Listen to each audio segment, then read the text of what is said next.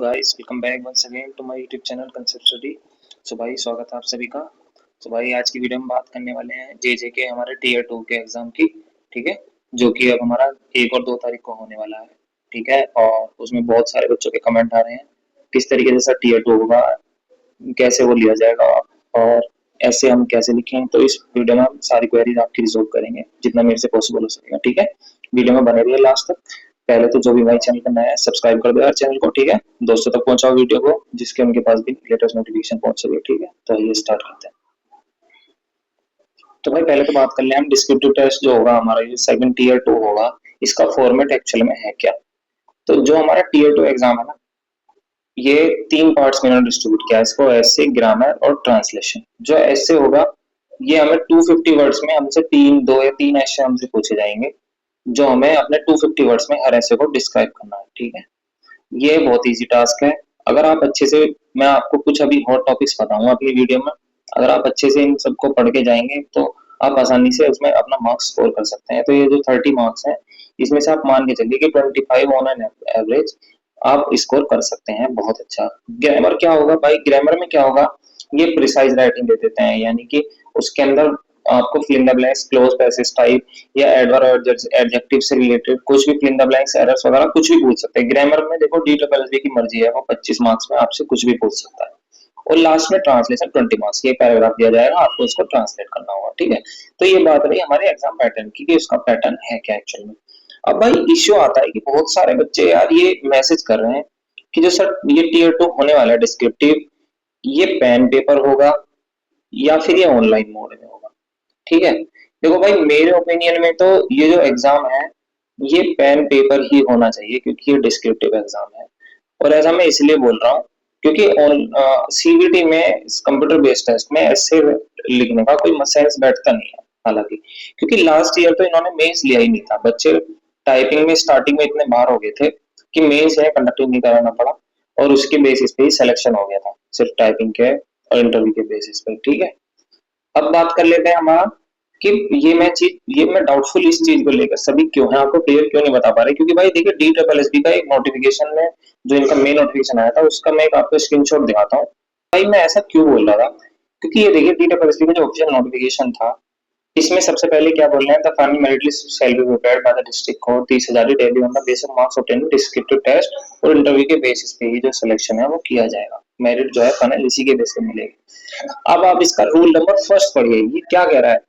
इन्होंने कहीं भी क्लियरली ये तो मेंशन किया नहीं कि जो एग्जाम है पेन पेपर मोड में होगा, सीबीटी को क्या होगा। लेकिन देखिए एक बात ये गौर करने वाली है, कह रहे हैं कि D triple S P reserves the right to change amend the examination scheme if so required any time before the examination. ये डी ट्रिपल एस पी की मर्जी है, वो आपसे पेन पेपर भी ले सकता है, सीबीटी भी ले सकता है, जैसे उसकी मर्जी है वो आपसे एग्जाम वैसे ले सकता है। You have no right. ठीक है, डी ट्रिपल एस पी के पास सारे राइट्स हैं।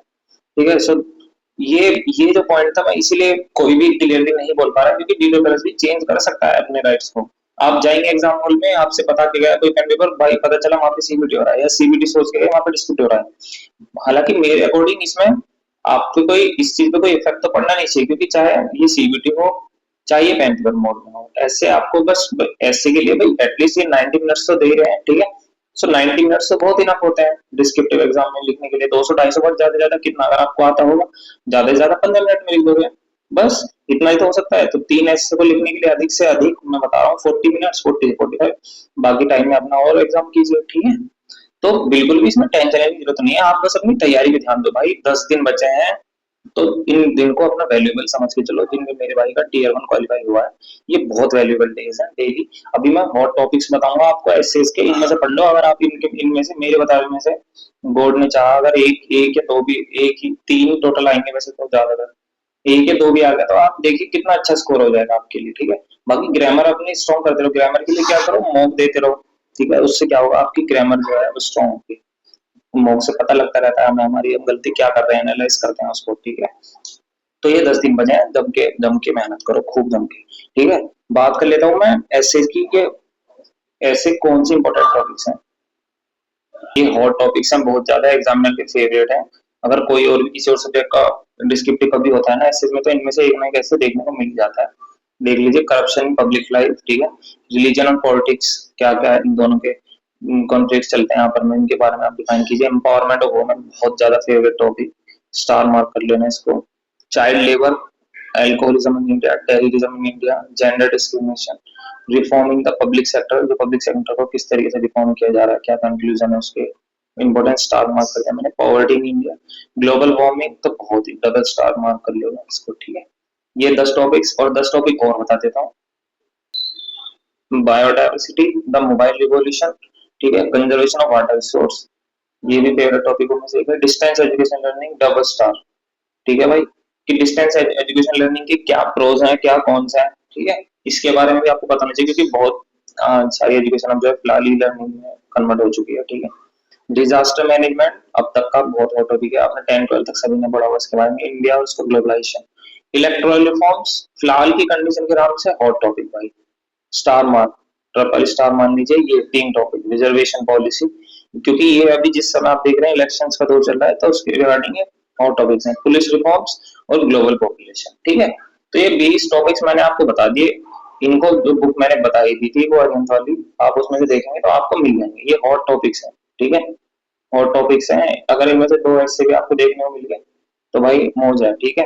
पढ़ के जरूर जाना है इन 20 टॉपिक्स को। आप देखिए भाई, मैं सिर्फ एक प्रोबेबिलिटी बता सकता हूँ आपको, मैं एग्जाम सेट नहीं कर रहा, ठीक है, कि भाई पक्का ये करो ये आएंगे, नहीं।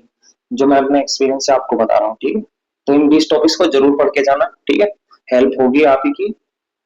अब बात कर ले, बहुत सारे बच्चों को ये दिक्कत होती है कि सर ऐसे पढ़ तो लेंगे, लेकिन ऐसे का एक बेसिक हमें अप्रोच तो बताइए, इसको बेसिक अप्रोच हम करें कैसे, एक ऐसे को लिखना कैसे स्टार्ट करें। देखिए, अपने ऐसे को मेरे अकॉर्डिंग आप जो है ना, इसको 4 पार्ट्स में डिस्ट्रीब्यूट कर लीजिए।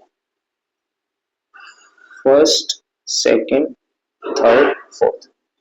मान लीजिए आपका कोई भी टॉपिक है, ठीक है, ई लर्निंग है, पॉवर्टी इन इंडिया, कुछ भी। सबसे पहले आप उस टॉपिक को डिस्क्राइब कीजिए, यानी कि उसका डिस्क्रिप्शन, जितना भी आपको उसके बारे में डिस्क्रिप्शन की ये क्या होता है उसका मीनिंग बताइए, उसको डिस्क्राइब कीजिए। सेकंड पार्ट में आप क्या करना है, ये आपका मेन बॉडी है। अब उसके रिगार्डिंग क्या प्रेजेंटली चल रहा है, क्या इसका पास्ट था, ये मेन बॉडी है। ये सब आपको इसमें अपना डिस्क्राइब करना है, क्या उस टॉपिक से रिलेटेड प्रेजेंट था, क्या पास्ट था, कि पास्ट में ऐसा होता था, पॉवर्टी जो थी हमारी 90s में हमें ऐसे देखने को मिली थी, प्रेजेंट कंडीशन ये है, ठीक है। थर्ड पार्ट क्या होगा कि ये जो अगर ये इश्यू है या कुछ भी है, इसके कंक्लूजन्स क्या है, कि इसकी वजह से क्या इफेक्ट पड़ रहा है। इनमें से कुछ भी हो सकता है, इसके प्रोज बेनिफिट्स या जो भी, अगर ड्रॉबैक्स है तो ड्रॉबैक्स, ये आप अपना थर्ड पैराग्राफ में इसको आप लिखिए।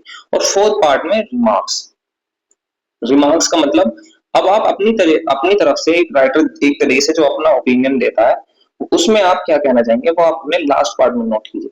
तो इस तरीके से आपका फुल एक ऐसे बॉडी तैयार होती है, ठीक है। ये आपको ऐसे लिखने का ये ही एक बेस्ट तरीका है। इससे क्या होता है, ये इंप्रेसिव हो जाता है हमारा ऐसे। अगर आप मिक्सअप करके सारा ऐसे को एक तरफ से ऐसी जो मन में आ रहा है वो लिखते जा रहे हैं, वो कंटेंट ठीक होगा, लेकिन उसको एक लिखने का प्रॉपर वे, वो भी बहुत ज्यादा मायने रखता है, ठीक है। सो अब इस तरीके से अपने ऐसे लिखिए, 4 पार्ट्स में डिस्ट्रीब्यूट कीजिए, वो इंप्रेसिव भी लगेगा 4 पैराग्राफ में जब लिखेंगे, ठीक है। तो वरना तो भाई बहुत सारे एग्जाम्स का मूड मैं आपको सच में बता दूं ऐसा होता है, अगर आपका उनको लिखा हुआ लिखने का तरीका और वो राइटिंग की पसंद नहीं आती ना, वो कॉपी फाड़ देते हैं, चेक भी नहीं करते, कॉपी चेक भी नहीं हो पाती। ऐसा हुआ है बहुत सारे बच्चों के पास, उसकी कॉपी तक इवेल्युएट नहीं हुई है। और भाई ट्रिपल एस भी राइट भी है, वो जब अपना कुछ सिलेक्शन ले रहे हैं किसी एग्जाम का, तो उन्हें कुछ तो चाहिए करने के अंदर, ठीक है। तो भाई बस यही था, ठीक है, आज की वीडियो में। और क्या कहते हैं, मेहनत करते रहो खूब, बहुत ज्यादा, 10 दिन बचे हैं बस, ठीक है, दब के मेहनत करो। बाकी जो मेरे भाई DSS LDC स्टैंड वगैरह के लिए तैयारी कर रहे हैं और आने वाले अपकमिंग एग्जाम्स के लिए, SSC वगैरह के लिए, उसके लिए जो है मैं अपने चैनल पे इंग्लिश की और मैथ्स की इंपॉर्टेंट सीरीज चला रहा हूँ, सिर्फ इंपॉर्टेंट रूल्स और कंसेप्ट से रिलेटेड। जाके उस प्लेलिस्ट को एक बार जरूर देखो, बहुत अच्छा कंटेंट है। ज्यादा नहीं, 20-20 मिनट की मैं वीडियो शूट करता हूँ वहाँ पे, ठीक है, बहुत मेहनत लगती है उसमें भी। तो आप जाके एक बार जरूर देखो। और एक बात और भाई, टेलीग्राम चैनल बनाया मैंने, जाके जिसको जो भी क्वेरीज हो भाई वहां पे डाल दिया करो। टेलीग्राम चैनल को सब्सक्राइब कर लो, जाके फॉलो कर लो उसको, ठीक है। लास्ट में वही बोलना चाहूंगा, वीडियो देख लेते हो आप लोग, सब्सक्राइब नहीं करते, सब्सक्राइब कर दो चैनल को। अगर ऐसी और अच्छी वीडियोस पाना चाहते हैं, कमेंट जरूर किया करो। अगर किसी को अच्छा लगता है, किसी को भाई कोई, मेरे को कोई इशू नहीं है, अगर किसी को कोई गलत भी लगता है वीडियो में मेरे को बता सकता है, ठीक है। सो मिलते हैं नेक्स्ट वीडियो में, थैंक्स फॉर वॉचिंग, ठीक है, बाय बाय।